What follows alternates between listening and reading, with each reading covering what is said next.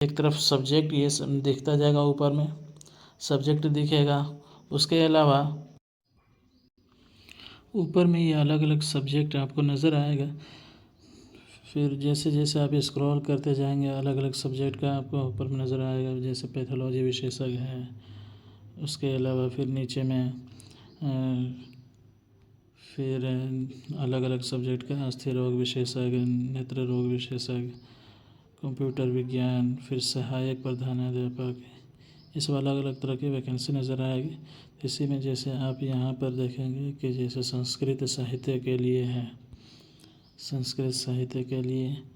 उसके अलावा नीचे में आपको फिर उसके बाद ये सब मिलेगा। जैसे इतिहास के लिए यहाँ पर है, इतिहास के लिए अगर किसी को अप्लाई करना हो तो इतिहास के लिए इस पर करेंगे। फिर यहाँ पर देखिए जैसे ये अंग्रेज़ी के लिए, ठीक है, ये अंग्रेज़ी के लिए है। तो अंग्रेज़ी के लिए आपको अप्लाई करना है तो जैसे यहाँ पर आपको दिखेगा ये लिंक, इस पर आपको क्लिक करना है। इस पर जब आप क्लिक करेंगे तो आगे का ओपन होगा। आगे को ओपन करना, आगे बढ़ने से पहले ऊपर में आपको यहाँ पर घोषणा करने के लिए दिया जा रहा है। तो घोषणा कीजिए कि मैं घोषणा करता हूँ या करती हूँ कि मैंने विज्ञापन क्रमांक ये जो ब्लू दिख रहा उस पर आपको क्लिक करना होगा। पहले तो आप इस पर क्लिक करें, मैं घोषणा किया, फिर इस पर क्लिक करेंगे तो आपको पीडीएफ डाउनलोड होगा। पीडीएफ को ओपन कर लेने के बाद तब जा कर के आप आगे बढ़ेंगे। पीडीएफ ओपन करके देख लीजिए, इसको पढ़ लीजिए अच्छे से, जो भी दिया गया है उसके अनुसार। फिर उसके बाद जैसे ही नीचे स्क्रॉल करेंगे सभी सब पढ़ लेने के बाद आई एक्सेप्ट पर आप यहाँ पर क्लिक करेंगे। इस पर क्लिक करेंगे तो आपका फॉर्म पूरा ओपन होगा। ओपन होते ही जैसे जैसे आप देखेंगे कि यहाँ पर शुरू में यहाँ पूछा जा रहा है देख पद का नाम क्या है, तो असिस्टेंट प्रोफेसर इंग्लिश के लिए ये अप्लाई कर रहे हैं आप, ठीक है। उसके अलावा फिर आपसे इधर साइड में पूछा जाएगा कि आप किस सब्जेक्ट में पीजी किए हैं, इस पर। तो इस पर क्लिक करेंगे तो आपका इंग्लिश नज़र आएगा। फिर यहाँ पूछा जा रहा है क्या आप पीजी क्या अभ्यर्थी स्नातकोत्तर के में ग्रेस मार्क के साथ उत्तीर्ण हैं। तो अगर आप अगर ग्रेस मार्क से पास हुए हैं तो यस करेंगे, अदरवाइज़ जो है आप नो करेंगे। तो नो पर क्लिक कर दीजिए। फिर उसके बाद यहाँ पर आप यहाँ पर अलग अलग जैसे पहले अभ्यर्थी का नाम लिखेंगे, फर्स्ट नेम, फिर यहाँ पर मिडिल नेम, यहाँ पर लास्ट नेम। अगर लास्ट नेम है तो, नहीं तो फिर डायरेक्ट आप यहाँ पर फर्स्ट नेम लिखें, फिर उसके बाद लास्ट नेम लिखें। फिर उसके बाद अपना जेंडर सेलेक्ट करें, मेल या फीमेल। फिर उसके बाद अपना डेट ऑफ बर्थ इसमें डालें, इसमें डेट ऑफ बर्थ डालेंगे। फिर पिता का नाम और या इधर माता का नाम लिखेंगे। लिख करके नीचे आगे बढ़ेंगे। फिर उसके बाद आपसे पूछा जा रहा है कि विवाह से संबंधित विवरण, ठीक है। तो इसमें अगर आप शादीशुदा मैरिड हैं तो यस पर क्लिक करेंगे, अदरवाइज़ नो पर क्लिक करेंगे। मैरिड लोग यस पर क्लिक करेंगे तो उनसे उसके अलावा पूछा जाएगा, पत्नी का नाम पूछा जाएगा। फिर उसके बाद बच्चों की संख्या पूछी जाएगी, कितने बच्चे हैं आपके। फिर अंतिम बच्चे की जन्म तिथि पूछी जाएगी। और अगर अंतिम बच्चे जो जुड़वा हैं तो जुड़वा के बारे में पूछा जाएगा। अगर जुड़वा है तो यस क्लिक कीजिए, अगर नहीं है तो नो कर दीजिए। उसके अलावा क्या आप अभ्यर्थी विधवा, तलाकशुदा वगैरह हैं, तो अगर ये हैं तो यस कीजिए, अदरवाइज़ नो कीजिए। फिर उसके बाद आपसे पूछा जाएगा कि आप मूल सूचना का विवरण, क्या अभ्यर्थी मध्य प्रदेश का मूल निवासी है। अगर मूल निवासी है तो आप यस पर क्लिक कीजिए, नहीं तो फिर नो पर क्लिक कीजिए। अगर आप यस पर क्लिक करेंगे तो इधर किनारे में आपको कैटेगरी वाइज दिखेगा। अगर जिस कैटेगरी से आप हैं तो उस कैटेगरी पर आप क्लिक कीजिए, अदरवाइज़ जो है यहाँ पर मूल निवासी पर आप नो कर दीजिए। हाँ, याद रखें कि कैटेगरी का फ़ायदा सिर्फ उसी स्टेट के मध्य प्रदेश के ही लोगों को मिल सकता है, दूसरे स्टेट के लोग सभी जनरल में ही काउंट होंगे। तो यहाँ पर देखिए जैसे ही हम नो पर क्लिक करेंगे तो यहाँ पर जनरल काउंट हो जा रहा है, ऑटोमेटिक जनरल ले ले रहा है, ठीक है। और अगर आप जनरल में नहीं हैं, उसी स्टेट के हैं, तो आप अपने हिसाब से कैटेगरी चूज़ कर लीजिए। फिर उसके बाद आप नीचे बढ़ेंगे तो आपसे पूछा जाएगा कि दिव्यांगता का विवरण। अगर आप डिसेबल हैं या कुछ प्रॉब्लम है आपको, दिव्यांग है, तो यस पर क्लिक कीजिए। अगर नहीं है तो नो पर क्लिक करके आप आगे बढ़ जाएंगे। फिर उसके बाद अगर यस पर क्लिक कीजिएगा तो पूछा जाएगा आपको कि कहाँ से पत्र, दिव्यांगता का कोई प्रमाण पत्र है तो यस कीजिए। फिर प्रकार आपको टाइप करना होगा, फिर कितना प्रतिशत है ये सब लिखना होगा, प्रमाण पत्र क्रमांक लिखना होगा, पत्र जारी होने के दिनांक लिखना होगा। ये सब भरने के बाद आप नीचे की तरफ जब बढ़ेंगे तो आपसे पूछा जाएगा कि क्या अभ्यर्थी कभी सेवा से पृथक करने के दंड में दंडित किया गया है। तो ये सब जो है इस पर नो क्लिक कर दीजिएगा। नो क्लिक कीजिए। इधर भी आप नो क्लिक कीजिए। फिर उसके बाद इधर भी नो क्लिक कीजिए। सब पर नो क्लिक कर दीजिए। उसके बाद जब आप नीचे बढ़ेंगे तो आपको दिखेगा कि भूतपूर्व सैनिक का विवरण। अगर आप पहले से सैनिक में रह चुके हैं, पहले काम कर चुके हैं, तो यस कीजिए क्योंकि उसका फ़ायदा मिलता है। अगर नहीं किए हैं तो नो पर क्लिक करके आप आगे बढ़ जाइए।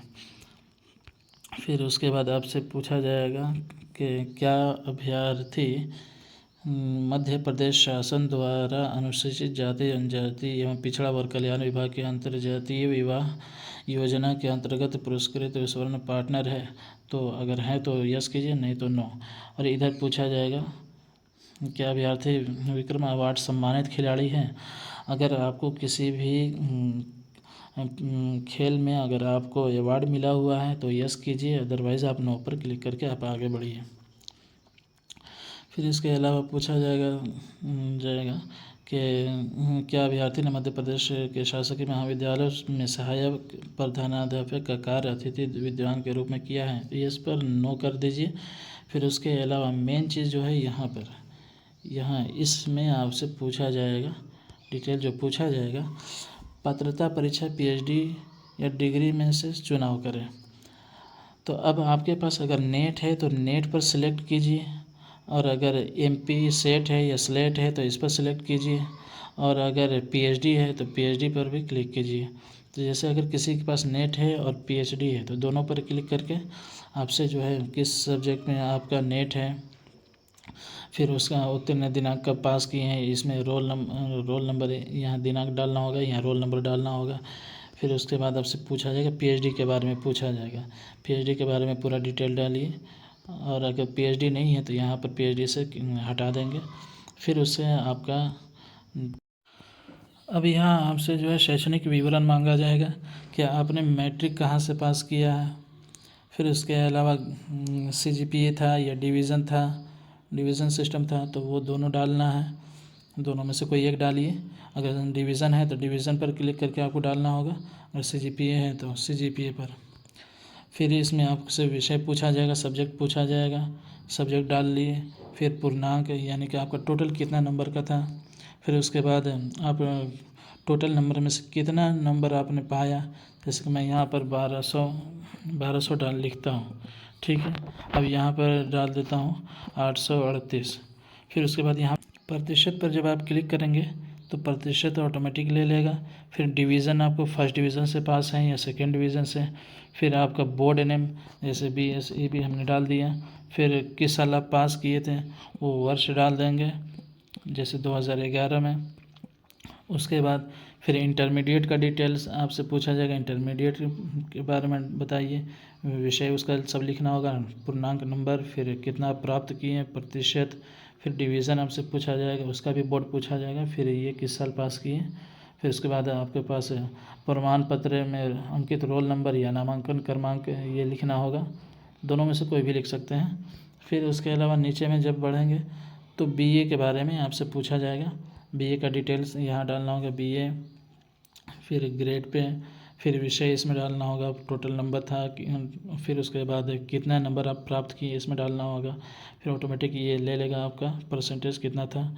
फिर यहाँ पर आपको सिलेक्ट यहाँ आपको चूज़ करना पड़ेगा कितने फर्स्ट डिवीज़न से पास किए हैं या सेकेंड डिवीज़न से या थर्ड डिवीज़न से। फिर उसके बाद आपको बोर्ड डालना होगा किस साल पास किए हैं, फिर यहाँ पर रोल नंबर डालना होगा।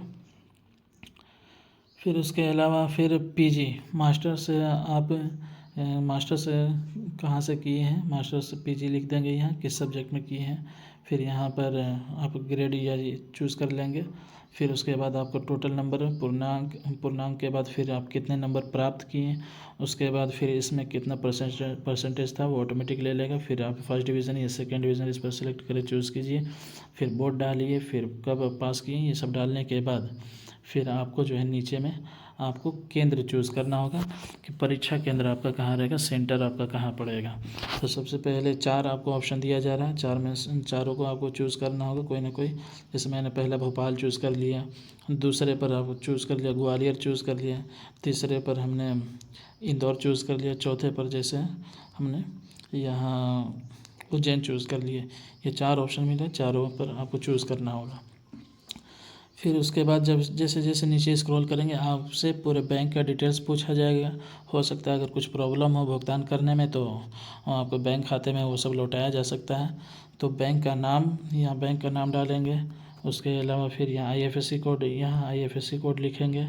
फिर उसके बाद शाखा का नाम लिखेंगे, शाखा का कोड लिखेंगे, खाता धारक का नाम लिखेंगे। फिर यहाँ खाता संख्या, नीचे में खाता संख्या यहाँ पर लिखेंगे। उसके बाद फिर आपको पासबुक का फ़ोटो अपलोड करना होगा। 200 KB से ज़्यादा ना हो, फ़ोटो की साइज़ जो है 200 KB से ज़्यादा ना होने पर उसे अपलोड करने के बाद आपका एड्रेस पूछा जाएगा कि आप कहाँ के रहने वाले हैं। अगर बिहार के हैं या यूपी के हैं या कहीं दूसरी दिल्ली के हैं तो वो सब अपना एड्रेस डाल करके, अगर सेम एड्रेस है, वर्तमान पता और अस्थायी पता दोनों है तो इस पर आप क्लिक कर देंगे, सेम कर देंगे। सेम पर क्लिक करने के बाद जैसे आप नीचे बढ़ेंगे आपसे अभ्यर्थी का फ़ोटो और अभ्यर्थी का हस्ताक्षर सिग्नेचर पूछा जाएगा। याद रखें कि फ़ोटो जो है आपका कम से कम 20 KB हो और ज़्यादा से ज़्यादा 100 KB, उससे ज़्यादा ना होने पाए। 20 KB से कम ना होने पाए और 100 KB से ज़्यादा ना होने पाए फ़ोटो, तभी आपका ये अपलोड होगा। सिग्नेचर भी इतना ही 20 KB से कम ना होने पाए और 100 KB से ज़्यादा ना होने पाए, तभी आपका सिग्नेचर भी अपलोड होगा। उसके बाद आप नीचे में अपना मोबाइल नंबर डालेंगे, उसके बाद फिर ईमेल एड्रेस डालेंगे। फिर लास्ट में आपसे घोषणा किया जाएगा, आप यहाँ घोषणा पर क्लिक कर लें। क्लिक करने के बाद यहाँ कैप्चा डालें, कैप्चा डाल करके नेक्स्ट कर दें। नेक्स्ट जैसे ही आप करेंगे पेमेंट का आएगा। पेमेंट के लिए जैसे आप यहाँ पर क्लिक किए थे, शुरू में क्लिक किए थे तो वहाँ पर आप वहाँ पर आकर के आप देख लें, वहाँ बताया जाएगा कि पेमेंट आपका हुआ या नहीं हुआ। यहाँ पर जैसे कि इस लिंक पर जब आप बाहर आएंगे, बैक में जाएंगे तो आपको यहाँ पर जो एप्लीकेशन फॉर्म पर क्लिक किए थे फर्स्ट वाले पर, अब सेकेंड वाले पर आपको क्लिक करना होगा, जैसे पे for unpaid application form.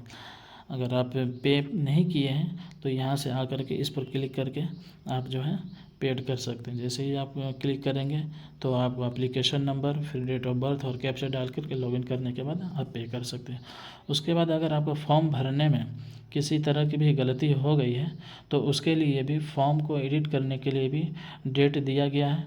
Date आप यहाँ देख सकते हैं और फॉर्म में दिया हुआ है, जैसे कि यहाँ पर देखिए दिया एडिट एप्लीकेशन फॉर्म।